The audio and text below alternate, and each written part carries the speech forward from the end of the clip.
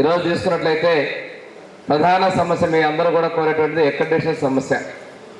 ఏదైనా ఒక ఇష్యూ మీద వస్తే కొంతమంది అక్రిడిటేషన్ ఉన్నటువంటి వాళ్ళకే చేయమని మీలో మీరు కొంతమంది అంటారు, కొంతమంది ఏమో రిపోర్టర్గా ఉన్న అందరికీ చేయమని అంటారు. దీనికోసం రాష్ట్ర ప్రభుత్వం క్యాబినెట్ సబ్ కమిటీని కూడా నియమించింది. అక్రిడిటేషన్ను అదేవిధంగా జర్నలిస్టుల వెల్ఫేర్ కోసం కూడా ప్రభుత్వం నిర్ణయం తీసుకొని ఒక క్యాబినెట్ సబ్ కమిటీని ఏర్పాటు చేయడం కూడా జరిగిందనే విషయాన్ని మీకు నేను తెలియజేస్తా ఉన్నా. మీ ప్రధాన సమస్యలు ఎవరు మాట్లాడినా ఎప్పుడు మాట్లాడినా హౌస్ సైడ్స్ అంటారు. దీనిలో చాలా ఇష్యూస్ ఉన్నాయి. కానీ అసలు విషయం ఏంటంటే మీ హౌస్ సైడ్స్ అనేది స్థానికంగా ఉన్నటువంటి శాసనసభ్యులే వాటిని మండల స్థాయిలో పరిష్కరిస్తారు. మీరు అవన్నీ వదిలేసి జిల్లా స్థాయిలో అర్జీలు పెట్టుకొని తిరుగుతూ ఉంటారు. ఇవ్వాల్సింది కింది స్థాయిలో ఎంఆర్ఓ మాత్రం ఇవ్వాలి. ఇప్పటికే మా శాసనసభ్యులందరూ కూడా మేము మా నియోజకవర్గాల్లో మీకు హౌస్ సైడ్స్ కోసం సహకరిస్తామని చెప్పారు. కానీ మీలో మీకు మీరే అంతర్గత శత్రువులు. ఒకళ్ళకి పాటలు ఇద్దామంటే ఇంకొకళ్ళు అక్రిడిటేషన్ అంటారు, ఇంకొకళ్ళు ఏమో ఎప్పుడో మానేశారండి, వాళ్ళకి వృత్తితో సంబంధం లేదు వాళ్ళకి వద్దు అంటారు. లిస్టులో 100 మంది వస్తారు, చివరికి వస్తే 30 మంది అంటారు, కరెక్ట్గా పొజిషన్లోకి వచ్చాక 150 మంది అంటారు.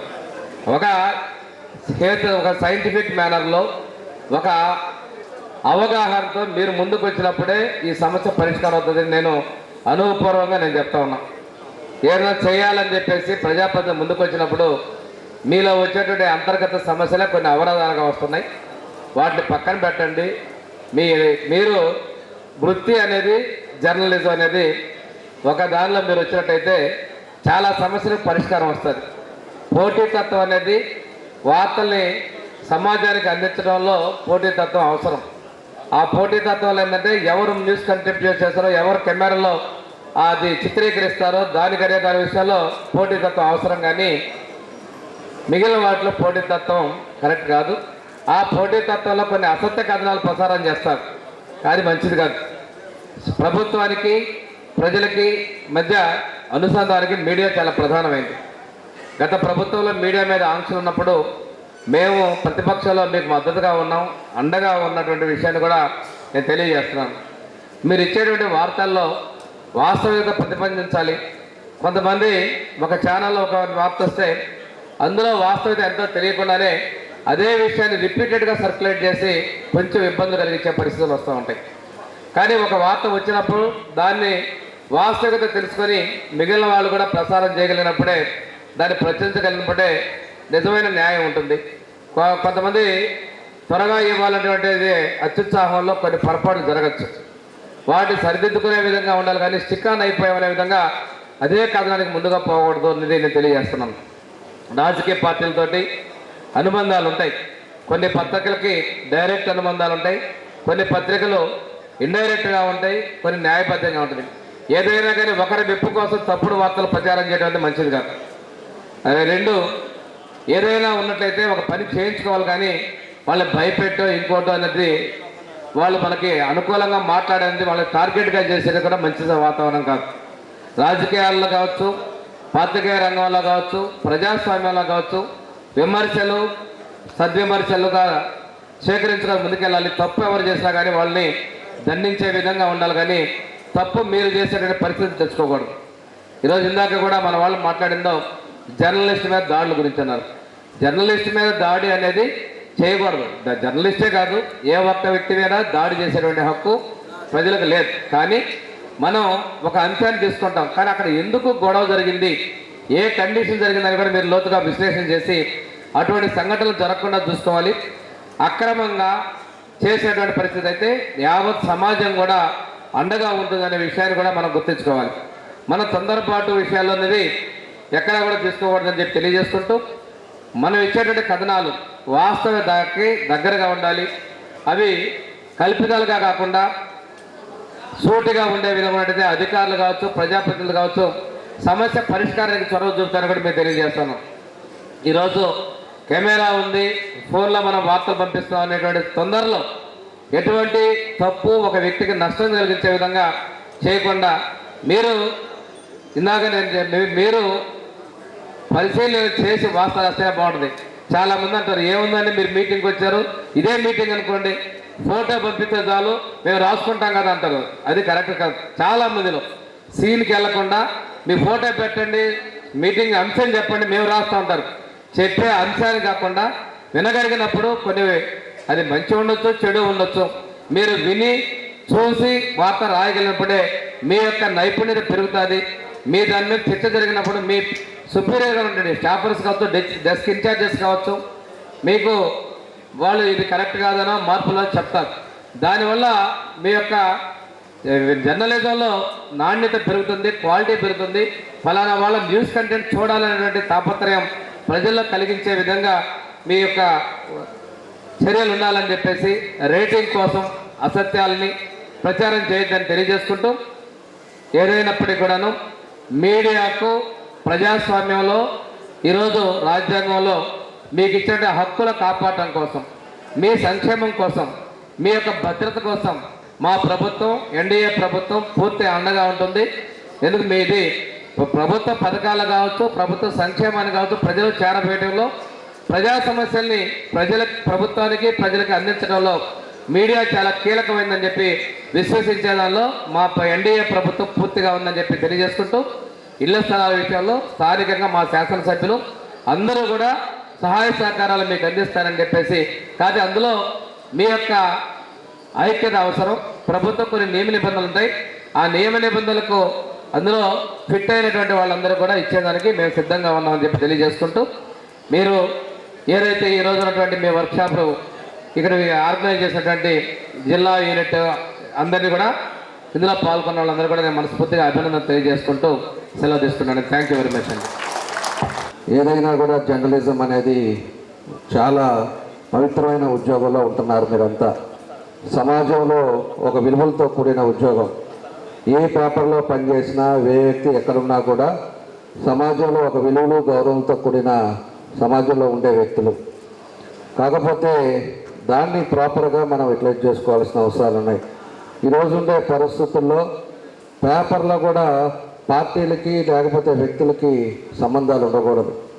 ఎప్పుడు కూడా సమాజంలో మనం రాసే కలం ఏదైతే ఉంటుందో ప్రజలకు ఉపయోగపడే కార్యక్రమాలు కూడా చేసుకోవాలి.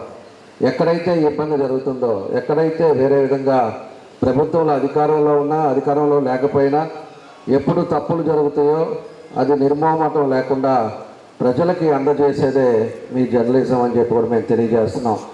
ఆ విధంగా పోయి ఉండే వాళ్ళకి ఏదైనా చిన్న చిన్న సమస్యలు, ఇబ్బందులు రావచ్చు తప్పితే ప్రజల్లో మాత్రం ఖచ్చితంగా ఒక విశ్వాసంతో కూడి ఉంటారు. ఎవరైతే కరెక్ట్గా రాస్తారో తెలుసుకొని, ఈరోజు వేగ్గా రాయటం కాదు, వేగ్గా కొంతమంది అట్లా అయిపోయినాయి. ఈరోజు యూట్యూబ్ ఛానల్స్ కానీ ఇలాంటివన్నీ వచ్చేసి ఎవరి వ్యక్తిత్వం వాళ్ళు అయిపోయి వాళ్ళు ఇష్టం వచ్చినట్టు ఒకటి రాయటం, వాళ్ళు పెట్టేయటం, ఇవన్నీ జరుగుతూ ఉన్నాయి. అది మంచి సంస్కృతి కాదని చెప్పేసి అంటున్నా. దాని విలువలు కూడా అలానే ఉంటాయి. ఈరోజు పేపర్లో వచ్చిన మాత్రాన అక్కడ రాజ్యాంగాలు ఏమీ ఇబ్బందులు వచ్చే పరిస్థితులు రావు. అది మనం గుర్తుపెట్టుకోవాలి. ఈరోజు ఏదో మనం రాసేస్తే వ్యవస్థ ఏదో అయిపోద్దిలే అని చెప్పేసి మనం అనుకోబోలే. వ్యవస్థగానే ఉంటుంది. కానీ రాసే విలువలు మాత్రం ప్రజలు తెలుసుకుంటారు. ప్రజలకి ఎవరో 5% ఎంతమందో రాసింది చూస్తారు తప్పితే మిగతా మనుషుల గురించి వ్యక్తిత్వం ప్రజలకి దాదాపు అవగాహన ఉంటుంది. ఎవరు ఏంటి, ఎవరి పరిస్థితులు ఏంటి అని. అలాంటివన్నీ కూడా మనం ఆలోచించుకొని సమాజం కోసం మీ అందరూ కూడా కృషి చేయాలని చెప్పి ఈ సందర్భంగా నేను తెలియజేస్తున్నాను. రెండో విషయం, ఈరోజు మన వాళ్ళంతా కూడా ఎండ అనుకోరు, వాన అనుకోరు, అనేక ఇబ్బందులు ఉన్నా కూడా ఎప్పుడు కూడా మనకు పరిగెత్తటం, అదేవిధంగా ఏదో విధంగా తపంతో మనం ఇవ్వాలి అనే మన మెసేజ్ పబ్లిక్ ఇవ్వాలని ఒక ఆలోచనతో మీ అందరూ కూడా పరిగెత్తూ ఉంటారు. మేము చూస్తూనే ఉంటాం. వాళ్ళందరూ కూడా హెల్త్ కార్డులు కూడా చేసుకోండి.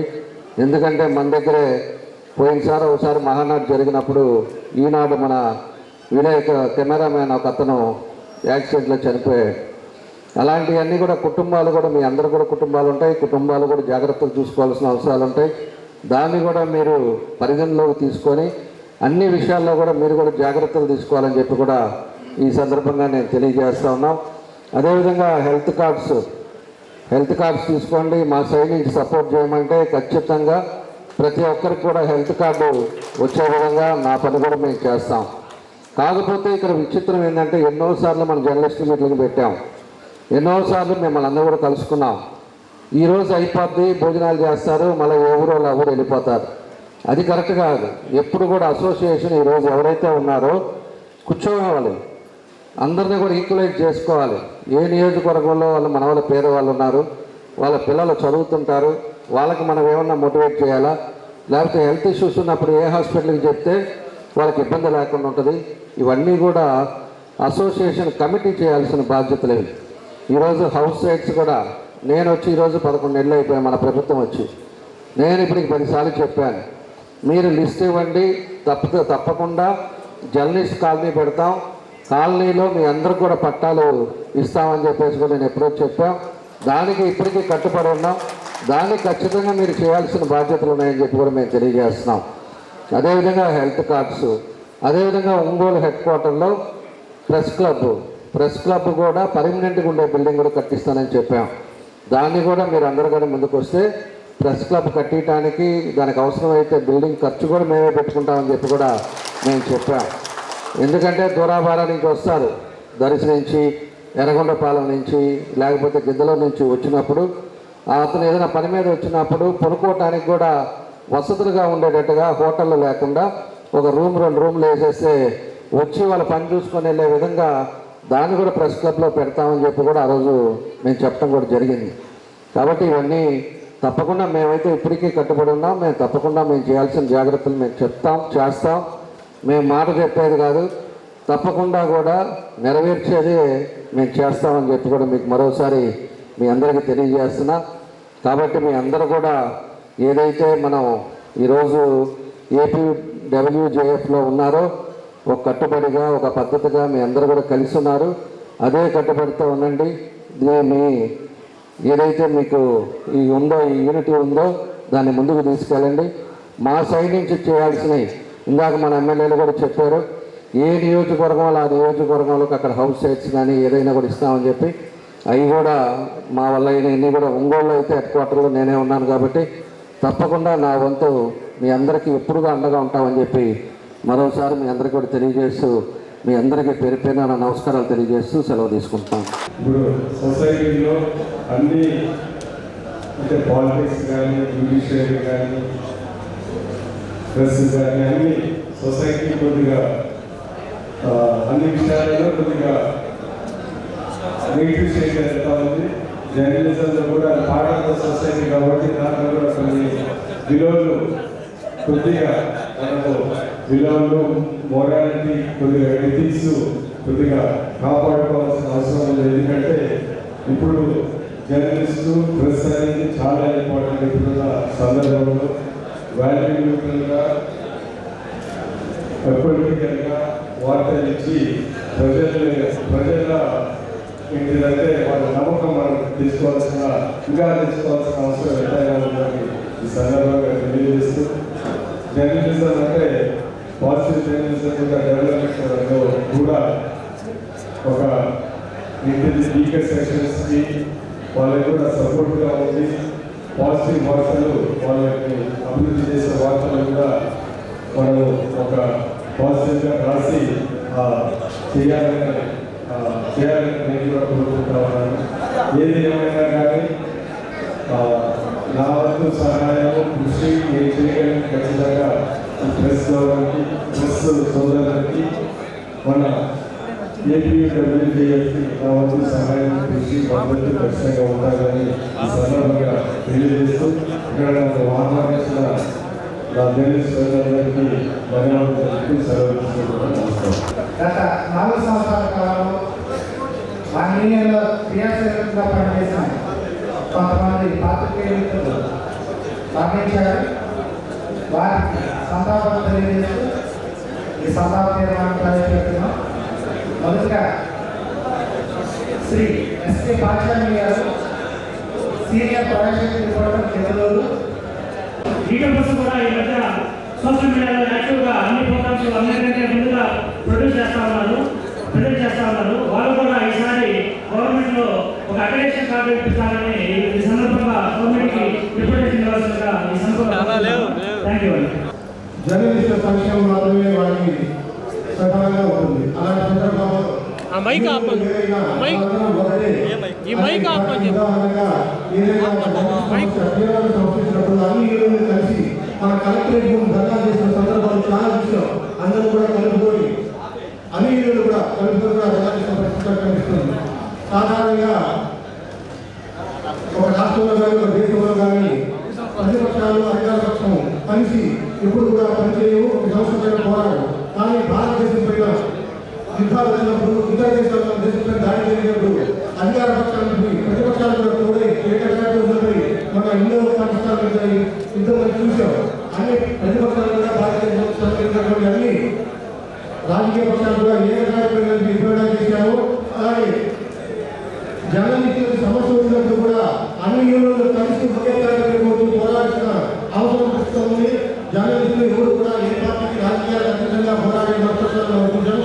అలాగే ముందుకు సాధారణ ఈ అవకాశం పెద్దలకి అలాగే ఈ యూనియన్ సమస్య పెద్దలు కూడా కృతజ్ఞతలు తెలియజేస్తూ నిర్వహిస్తున్నారు. మంత్రులు వచ్చారు, పోయారు కాదు. ఈ రోజు చూసినట్లయితే జిల్లాలో ఉమ్మడి ప్రకాశం జిల్లా నుంచి అన్ని మండలాల నుంచి విలేకరులు వచ్చారు. ఎందుకంటే మంత్రివర్యులు శాసనసభ్యులు అందరూ ఉన్నారు కాబట్టి కొన్ని విషయాలు మీ దృష్టికి తీసుకోవాల్సిన అవసరం పడుతుంది. గడిచిన 5 ఏళ్లలో జర్నలిస్టులకు సంబంధించి ఎక్కడ ఎటువంటి ఒక్క సమస్య కూడా పరిష్కారం కాలేదు. కాకుండా మీడియాపై నిర్బంధం, దాడులు అనేవి కొనసాగి ప్రజలతో పాటు మీడియా ప్రతినిధులు కూడా కూటమి ప్రభుత్వం పైన అనేక ఆకాంక్షలు పెట్టుకున్నారు. ప్రధానంగా ఇప్పుడు కూడా జర్నలిస్టుకి ఒక్కరోజు కూడా ఐడెంటిటీ కార్డు లేదు. ఎందుకంటే ఏడాది అయింది, అక్కడికి కార్డు ఇవ్వలేదు. పాతకాలమే కొనసాగిస్తూ వచ్చారు. ఫస్ట్ వాటిని మంత్రి గారి దృష్టికి తీసుకెళ్తున్నాము. జర్నలిస్టులు అందరికీ అక్కడికి కార్డులు వచ్చే విధంగా దానికి ఒప్పందం కూడా వేశారు. వెంటనే నేను జాగ్రత్తగా కొనసాగించాల్సిందిగా కోరుతాము. రెండోది 5 ఏళ్ళ జర్నలిస్టులు ఒకరు కూడా ఈ అనేక కొత్త వాళ్ళు వచ్చారు. ఒకరు కూడా చేస్తామని ఇవ్వలేదు. ప్రభుత్వం ఎన్నికల ముందు ప్రతి జర్నలిస్ట్కి ఇవ్వాల్సి చెప్పి తీసుకున్నారు, అప్లికేషన్ ఇచ్చారు. స్థలాలు ఎక్కడ ఇవ్వలేదు. కాబట్టి కూటమి ప్రభుత్వం మీరు జిల్లాల ప్రతి మండలంలో కొత్తగా చాలా మంది ఈ రకంలో వచ్చారు. యూట్యూబ్స్ కానీ, చిన్న పత్రికలు కానీ, మేజర్ మీడియా కానీ, శాటిలైట్ ఛానల్స్ కానీ, ప్రింట్ మీడియా కానీ చాలా మంది ఈ రంగంలోకి ఉపాధి కోసం వచ్చారు. నిరంతరం ప్రజలు జరుగుతున్నారు. ఎమ్మెల్యే గారు, మినిస్టర్ కానీ, కలెక్టర్ కానీ, ఏ అధికారి అక్కడికి వాళ్ళు పెట్టుకున్నారు. జేబులో డబ్బులు ఉన్నాయి, మీరు తిండి పెడతారు, చూసుకోవడం మీ అంటున్నారు. వినాలి మీరందరూ కూడా. ప్లీజ్ ఎమ్మెల్యేలు, డీజే గారు వినండి. మీరందరూ మీరు ఎక్కడికి అక్కడ అంటున్నారు. కాబట్టి మీరు 2 దాకా 3 దాకా కూడా మీరు ఉంటున్నారు. కాబట్టి వాళ్ళందరూ సంక్షేమాన్ని ఆలోచించాలని భావిస్తున్నారు. ప్రతి మండలంలో, జిల్లా కేంద్రంతో పాటు ప్రతి మండలంలో కూడా అర్హులైన జర్నలిస్టులందరూ కూడా అక్కడే ఇళ్ల స్థలాలు ఇవ్వాలని చెప్పేసి కోరుతాము. అదేవిధంగా వాళ్ళ సంక్షేమం కోసం కూడా కొన్ని కమిటీలు ఉన్నాయి. ఎన్ఆక్స్ కమిటీలు జర్నలిస్టు మీద దాడి జరిగితే కలెక్టర్, ఎస్పీ, జర్నలిస్ట్ సంఘాలతో ఒక ఎన్ఆక్స్ కమిటీ అనేది ఉంటుంది. ఆ కమిటీ కూడా ఈరోజు లేదు. అదేవిధంగా వెల్ఫేర్ కమిటీలు కూడా అన్ని కూడా నిర్వహించాయి.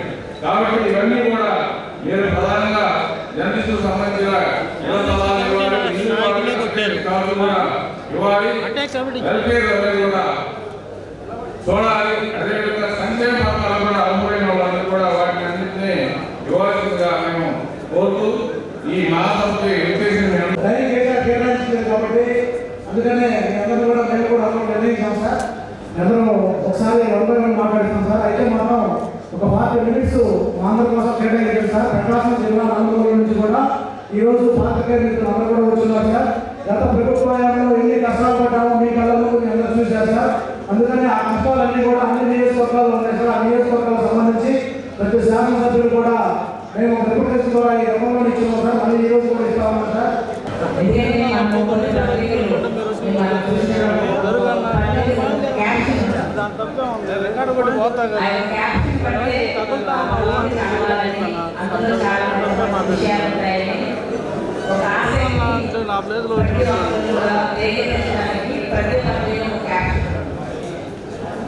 ఈరోజు జర్నలిజం ద్వారా సాధించిన ఏంటంటే ఏమి లేదనేది ప్రతి ఒక్కరికి తెలిసి నాకు నేను చదువుకున్న రోజుల నుంచి కూడా అక్కడికక్కడ వెళ్ళినట్టయితే అంటే జర్నలిజం నా యొక్క అభిప్రాయాలు ఒకసారి మీతో పంచుకోవడానికి మంచి అవకాశంగా నేను భావిస్తున్నాను. నేను స్కూల్ డేస్లో కాలేజ్ డేస్లో ఈ జర్నలిస్టుల గురించి అంటే మనకి స్వాతంత్రం వచ్చే టైం నుంచి మనం చూసినట్లయితే ప్రజల్లో అసలు ఏం జరుగుతుంది, మన యొక్క రాజకీయ పరిస్థితులు, స్వాతంత్ర సమరానికి నాయకులు ఎలా కష్టపడుతున్నారు, ఎంతమంది బాధపడుతున్నారు అన్న ప్రజలందరినీ కూడా బ్రిటిష్ వారిని మన దేశం నుంచి తరివేయడానికి ఈ పత్రికలు ఎన్ని రకాలుగా ఉపయోగపడాయి చదువుతారు. ఒక అవేర్నెస్ రావాలంటే ప్రజల్లో ఏ రకమైన అవేర్నెస్ కావాలి అన్నా కూడా మొదటి పాత్ర బాధ్యత జర్నలిస్టులుగానే ఉండేది. తర్వాత తర్వాత రోజులు గడిచే కొద్దీ కూడా జర్నలిజం ఎలా మారిపోయిందో మీ అందరికీ బాగా తెలుసు. ఒక జర్నలిస్ట్ కలుసుకుంటే ప్రభుత్వానికి కూడా పూర్తి చేయగల శక్తి ఒక జర్నలిస్ట్ మాత్రం పత్రికలు మాత్రమే ఉందని చెప్పడంలో ఎలాంటి అసలు లేదు. అంత పవర్ఫుల్గా పెట్టేస్తారు. మరి నేను ఇలా చెప్పడానికి బాధపడుతున్నాను కానీ ఈరోజు పత్రిక ఎలా పనిచేస్తున్నాయి ప్రజల్లో గవర్నమెంట్ అనే కాదు ఎవరైనా సరే వ్యక్తిగతంగా అయినా సరే బాగా పనిచేసేటప్పుడు ప్రతి ఒక్కరు ఏం కోరుకుంటారు, ఒక గౌరవాన్ని గుర్తింపుని, ఒక అప్రిషియేషన్, ప్రశంసని కోరుకుంటారు. అది మానవ సహజం. ఈ ప్రశంస బాగా పనిచేస్తున్నారు, ఏదైతే ఒక మంచి పని జరిగింది అని కనుక ఒక ప్రశంస పత్రిక ద్వారా వస్తే మరొక పని చేయడానికి అది కారణమవుతుంది. అలాగే ఒక సత్యవిమర్శ అనేది విమర్శలు ఉండాలి, అందులో కూడా సత్యవిమర్శ అనేది చాలా ఇంపార్టెంట్.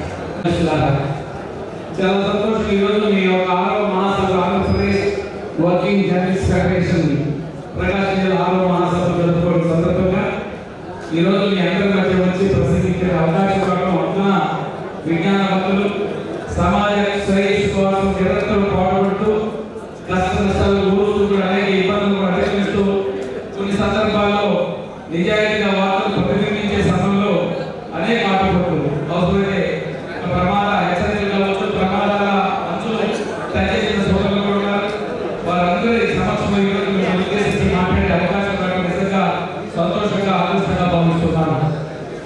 మీరందరూ ఏదైతే సమాజాభివృద్ధి కోసం, ఎందుకంటే ప్రభుత్వాలు ఎన్నున్నా కూడా సమాజానికి కళ్ళు దిశుచి అందరూ ప్రెస్ మీడియా సమాజంలో జరుగుతున్న అనేక రుగ్మతలు, అనేక కష్టాలు, అనేక బాధలు, అనేక దౌర్జన్యాలు, దోపిడీలు అన్నింటినీ బయటికి తీసుకురావాల్సినటువంటి బాధ్యత పత్రికా రంగంలోని 4 తెలుగులో ప్రధానమైన పిల్లలు సమాజ పత్రికా రంగం.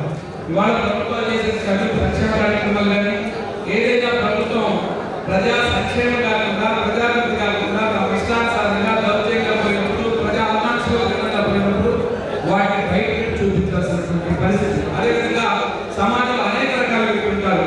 వారు ఉండవలసిన వ్యక్తులు కాకుండా ప్రజా కంటకులుగా ప్రజా సంక్షేమానికి విధంగా ప్రవర్తించడం ఆ ఇష్యూస్ కూడా బయటకు తీసుకొచ్చేటువంటి బాధ్యత తీసుకున్నామే. కాబట్టి ఏ తర్వాత ఈ సమాజంలో జరిగేటువంటి మంచిని తీసుకొస్తుంది. అదే క్రమంలో అన్యాయం జరుగుతున్నప్పుడు, దౌర్జన్యం జరుగుతున్నప్పుడు, దుర్మార్గాలు జరుగుతున్నప్పుడు వాటిని కూడా వెళ్ళి చూపిస్తూ వాటిని పత్రిక ద్వారా లేదా ఎలక్ట్రానిక్ మీడియా ద్వారా మీరు సమాజానికి అందిస్తున్నటువంటి కృషి. దీనివల్ల వాళ్ళ సమాజం ప్రజాస్వామ్యంగా నడుస్తుందంటే రాజ్యాంగబద్ధంగా నడవడానికి ప్రధానంగా ప్రభుత్వంతో పాటు పత్రికా రంగం కూడా ఉండడం వల్ల జోడెద్దు లాంటిది. ఒక పక్క ప్రభుత్వం, మరొక పక్క పత్రికా రంగం, రెండు జోడెద్దు. ఒక ఏదైనా ఇబ్బంది పడితే రెండో వైపు కూడా నష్టం జరుగుతుంది. కాబట్టి రెండు కూడా ప్రభుత్వాల గమనాన్ని ఒక అర్థవంతమైనటువంటి మార్పులు నడిపించడానికి పత్రికా రంగం ప్రధానమైన పాత్ర పోషించాలి, పోషించడానికి కూడా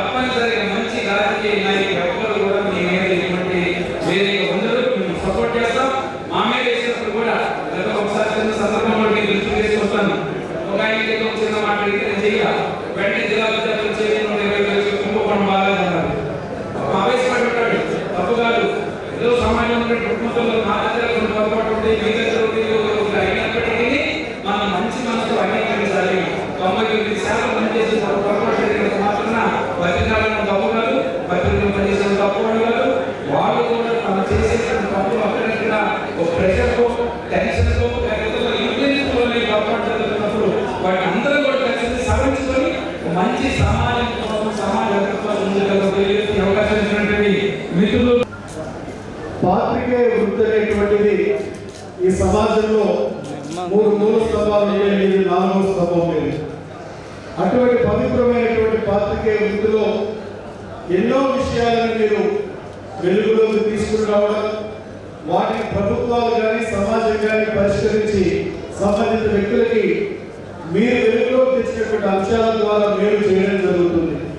అయితే మీ ఇబ్బందుల గురించి బ్రహ్మ గారు కూడా చెప్పారు.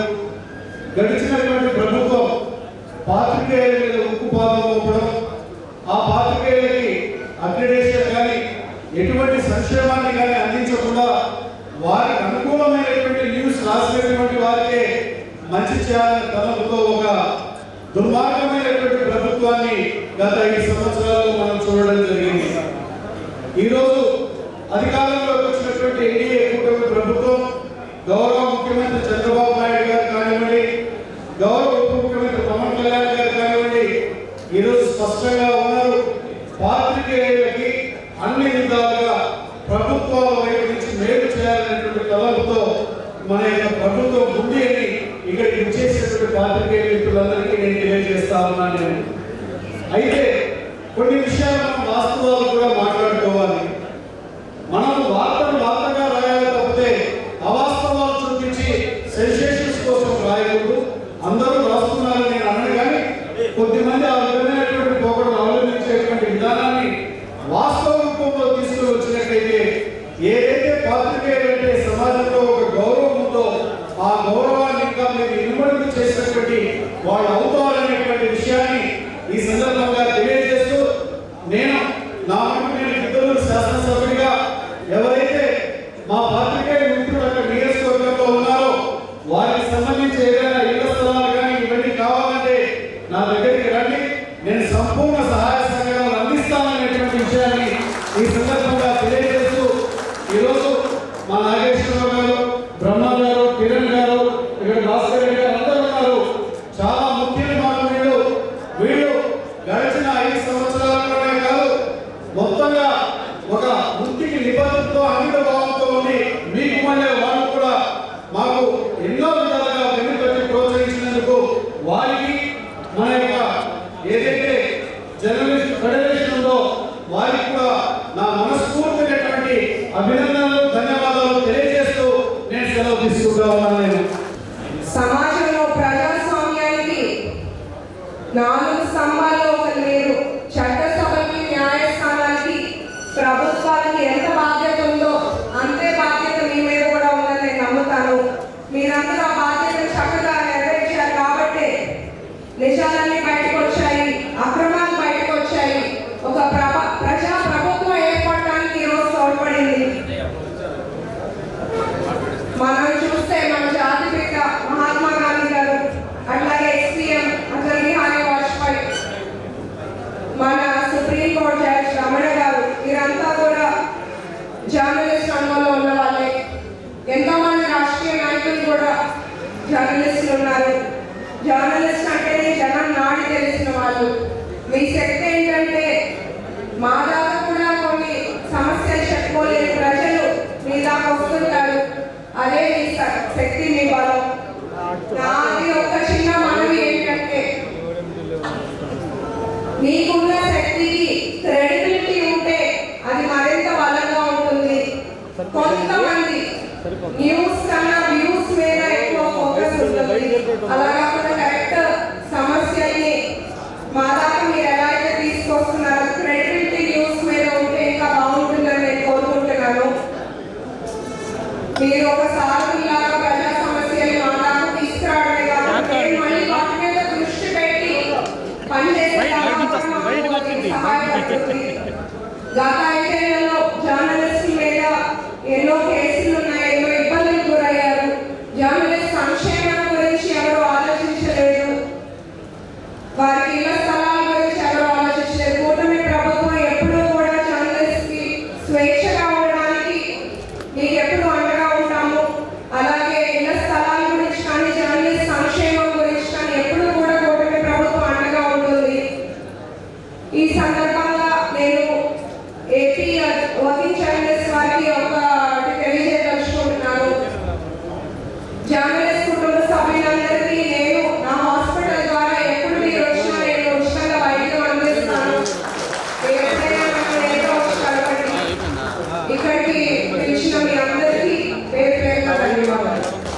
అయితే మీలో కూడా ఈసారి శాసనసభకి కొంతమంది జర్నలిజం నుంచి కూడా ఎమ్మెల్యేలుగా వచ్చారు. ఈరోజు మీ సమస్యల్ని మాతో పాటు అసెంబ్లీలో మాట్లాడటానికి కూడా ఒకరిద్దరు జర్నలిస్టులు మాతో పాటు వచ్చి ఈరోజు గెలిచి అసెంబ్లీలో కూడా ఉన్నారు.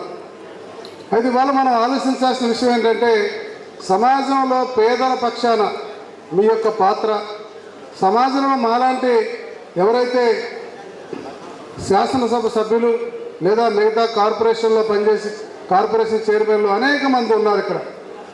వీళ్ళందరినీ కూడా దృష్టిలో పెట్టుకొని సామాజిక స్పృహని ఎప్పటికప్పుడు మీరు గుర్తు చేస్తూ సమాజం పట్ల, పేదవారి పట్ల మనందరం కూడా అంకిత భావంతో పనిచేయటానికి మీరు కానీ మేము కానీ ఉన్నామన్న విషయాన్ని మనందరం కూడా గుర్తుంచుకోవాలి. సమస్యలు వస్తూ ఉంటాయి, వాటిని సున్నితంగా పరిష్కరించుకోవడంలో గొప్పతనం ఉంది. అనవసరమైనటువంటి విభేదాలకు వెళ్ళి మీరు కానీ మేము కానీ ఎక్కడ ఇబ్బంది పడకూడదు. ఇది గుర్తుపెట్టుకోండి. సమస్యలు వస్తూ ఉంటాయి, ఎప్పుడైనా సరే పనిచేసే వాళ్ళకి సమస్యలు వస్తాయి, పని చేయనటువంటి వాడికి ఏ సమస్య రాదు. ఏదైనా మనం ఒక విషయాన్ని రాస్తున్నాము అంటే మన చేతిలో కలం ఉంది కదా అని మీరు ఇష్టం వచ్చినట్టుగా రాయకూడదు. అలాగే మాకు అధికారం ఉంది కదా అని మేము కూడా ఎక్కడ పడితే అక్కడ మిమ్మల్ని విమర్శించడము, మాట్లాడటము, ఇబ్బంది పెడతాం మేము చేయకూడదు. అయితే మన పాత్ర సమాజం మెచ్చేటట్టుగా ఉండాలి. మీ పాత్ర కానీ మా పాత్ర కానీ ఇవి మనం గుర్తుపెట్టుకోవాలి. ఈరోజు చాలామంది జర్నలిస్టులు వచ్చారు. జర్నలిస్టులుగా ఇవాళ ఇలాంటి మీటింగులు పెట్టుకుంటున్నాం. అప్పుడప్పుడు మీ పత్రికలు కానీ మీకు సంబంధించినవి కానీ మీరు కూడా ఈ సమావేశం లాంటి సమావేశాలు పెట్టుకోవాలి. కొన్ని శిక్షణా తరగతులు కూడా పెట్టుకోవాలి. ఏ సమయంలో ఎలా రాయాలి, ఏ సమయంలో ఎలా స్పందించాలి, మీరు రాసినటువంటి రైటింగ్ ఏదైతే ఉందో ఆ రైటప్కి సమాజం మెచ్చేటట్టుగా ఉండాలి. ఇలాంటివి మీరు చేయాలి, మేము చేయాలి. కాబట్టి మీ పాత్ర మీరు పోషించాలి. ఖచ్చితంగా ఎప్పుడు మీరు వేమరపాటుగా ఉండటానికి లేదు. అలాగే మేము కూడా మీకు ఎక్కడ కూడా వ్యతిరేకంగా తప్పదు. ఇప్పుడు ఒకవేళ మీరు ఎవరైనా ఉన్నా సరే దానికి సంబంధించిన వాళ్ళు మీ సంగతి తెలుస్తాం. మీరు ఇంటికి పోతే మీ వ్యవహారం తేల్చేస్తాం. మీరు ఎట్టా అధికారంలో ఉంటారు, మీ వ్యవహారం తేల్చేస్తానని కొంతమంది రాజకీయ నాయకులు మాట్లాడుతున్నారు. వాళ్ళే తప్పులు చేశారు, మీ అందరికీ తెలుసు. ఇవాళ ఆ తప్పులన్నింటినీ కప్పిపుచ్చుకోవడానికి కూడా కొంతమంది మాట్లాడుతుంటారు. అయితే సున్నితంగా మీరు విమర్శించి అది ప్రజలకు అర్థమయ్యేటట్టుగా చేయాల్సినటువంటి అవసరం ఉందని చెప్పేసి ఈ విషయాన్ని కూడా మీకు తెలియజేస్తున్నాను. సో ఈరోజు మమ్మల్ని పిలిచారు, చాలా సంతోషం. మమ్మల్ని కూడా మీతో పాటు కలుసుకొని మీరు మాట్లాడే మాటలు, ఇక్కడ మా రాజకీయ నాయకులు మాట్లాడే మాటలు అన్నింటినీ మనం వేరు చేసుకొని మనం ఎలాగా మన నియోజకవర్గాల్లో ముందుకెళ్లాలన్న విషయానికి ఇది ఒక మంచి అవకాశం అని నేను అనుకుంటున్నాను. అలాగే చీరాల వరకు వస్తే ఎవరైతే జర్నలిస్టులు ఉన్నారో వాళ్ళందరితో నేను చాలా ఫ్రెండ్లీగా ఉన్నాను. నేను చెప్పడం కాదు, వాళ్ళే మీకు చెప్పాలి. చాలా ఫ్రెండ్లీగా ఉన్నాం. ఇటు జిల్లాతో కానీ అక్కడున్న జర్నలిస్టులతో కానీ ఏదైనా నాకు ఇబ్బంది ఉంటే నిర్మోహటంగానే నేను చెప్పేటువంటి పరిస్థితి ఉంది. వాళ్ళు కూడా నాకు ఏదైనా మిస్టేక్ చేస్తే ఖచ్చితంగా మీరు ఈ పొరపాటు చేస్తున్నారు, దీన్ని సరి చేసుకోమని కూడా చెప్పే పరిస్థితులు వాళ్ళు కూడా ఉన్నారు. అంటే ఇక్కడ మనం ఇద్దరం కూడా మ్యూచువల్ అండర్స్టాండింగ్తో వెళ్ళాలి, ప్రజలకి జవాబుదారీగా ఉండాలనేది నా అభిప్రాయం. సో ఈ అవకాశం ఇచ్చినందుకు మీ అందరికీ కూడా, మీ ఫెడరేషన్కి ఇలాగా అందరికీ కూడా నమస్కారాలు తెలియజేస్తూ నేను సెలవు తీసుకుంటున్నాను. మీరు వార్తలు రాసేటప్పుడు గవర్నమెంట్ ఇన్స్టిట్యూట్ల మీద వెంటనే రాస్తున్నారు. గవర్నమెంట్ హాస్పిటల్లో బాగలేదు అని రాస్తే ఆ హాస్పిటల్ ఇంకా డిమారలైజ్ అయిపోతాం. కానీ దానికన్నా కూడా నా సజెషన్ ఏంటంటే, మీరు మేము చేసేది ప్రజల కోసమే కాబట్టి అన్న ఈ హాస్పిటల్లో ఈ సమస్య ఉంది, మీరు ఎందుకు చూడరని మాకు చెప్పి మేము స్పందించినప్పుడు దాని గురించి రాస్తే బాగుంటుంది. లేకపోతే ఏమవుతుందంటే గవర్నమెంట్ హాస్పిటల్స్ మొత్తం అంతరించిపోయి ప్రైవేట్ హాస్పిటల్, మా లాంటి హాస్పిటల్స్ అన్ని బాగుపడుతున్నాయి. ఎందుకంటే అక్కడ చిన్న ఇన్సిడెంట్ జరగవచ్చు, మనకున్న స్టాఫ్ తక్కువ వల్ల కానీ లేకపోతే గవర్నమెంట్ వల్ల. అది మీరు లోకల్గా ఉన్న సంబంధిత అధికారులకు కానీ లేకపోతే నాయకులకు కానీ చెప్తే వెంటనే దాన్ని రెక్టిఫై చేసుకోవడానికి ఒక అవకాశం ఉంటుంది. స్కూల్లో బాగలేదు, విద్యార్థి దుమ్మాన్ని రాశారనుకో, మన తల్లిదండ్రులు ఏం చేస్తారు, గవర్నమెంట్ స్కూల్లో బాగలేదని ప్రైవేట్ స్కూల్లో పంపిస్తారు. వాస్తవంగా ప్రైవేట్ స్కూల్ కన్నా కూడా గవర్నమెంట్ స్కూల్లోనే ఎక్కువ క్వాలిటీ టీచర్స్ ఉంటారు. అక్కడ చదువుకున్న వాళ్ళందరూ కూడా పై స్థాయికి వెళ్ళే పరిస్థితి ఉంది. కాబట్టి వార్త ఒకటి రాసినప్పుడు ఇది సమాజానికి ఎంత మేలు చేస్తుంది, ఎంత కీడు చేస్తుందని మీరు ఆలోచించి రాస్తే బాగుంటుంది. మరి మీ పరంగా చూస్తే ఈ సీఎం ప్రోగ్రామ్స్ కానీ మంత్రులు వచ్చినప్పుడు కానీ ఏదైనా కార్యక్రమాలు చూసినప్పుడు మీరు ఎక్కడ ప్రాణాలు కోల్పోతారని కూడా భయపడుతూ ఉంటున్నా. ఎందుకంటే ఆ విధంగా పరిగెత్తడం, బండికి ఏలాడబడి తిరుగుతూ ఉంటారు. సో ఆ లైఫ్ రిస్క్ ఉంటుంది. కాబట్టి ఈ జర్నలిస్ట్ సోదరులందరూ కూడా ఇన్సూరెన్స్ సెక్టార్ని కొద్దిగా ప్రతి ఒక్కరికి ఏ విధంగా చేయడానికో అది ఫస్ట్ చేయండి. ఎందుకంటే ఆ కుటుంబాలకు ఉపయోగపడదు. మీరు అందరూ ప్రతి ఒక్కరు పట్టాలు అంటారు. పట్టాలు ఏముంది, మీరు స్థానిక ఉన్న నాయకులతో మీరు బాగుంటే అందరికి ఇచ్చేటప్పుడు మీకు ఆ పట్టాలు ఇవ్వడం జరుగుతుంది. కానీ హెల్త్ సెక్టారు మీ ఫ్యామిలీకి మీరేదైనా ప్రమాదవశాత్తు జరిగినప్పుడు ఏ విధంగా ఉపయోగపడాలి, ఆ కుటుంబాన్ని ఆదుకునే విధంగా ఇన్సూరెన్స్ సెక్టర్లో కూడా ప్రమోట్ చేయించుకొని అందరం కూడా కలిసి దానికి ప్రాంతం వాళ్ళు చేస్తే పెద్ద బరువు కాదు. దాంట్లో అక్కిడేలు ఎవరైతే ఉంటారో వాళ్ళందరూ చేయవలసిందిగా కోరుతూ, మరి మిగతా మా సోదరుమని చెప్పినట్టు మెడికల్ పరంగా దాని అవసరమైనప్పుడు మీ యూనియన్ ద్వారా మాకు లెటర్ చెప్తే మేమందరం కూడా సహకరిస్తాం. భవిష్యత్తులో గత ప్రభుత్వం ఏమైతే మిమ్మల్ని ఇబ్బంది పెట్టిందో అటువంటి మా ప్రభుత్వం చేయదు. ఎందుకంటే మా నాయకుడు అటువంటి నాయకుడు కాదు. మీ వెల్ఫేర్ కోసం ఏ విధంగా చేయాలో తప్పకుండా మేము అందరం కృషి చేస్తాం తెలియజేస్తూ సెలవు తీసుకున్నా. జై హింద్, జై తెలుగుదేశం.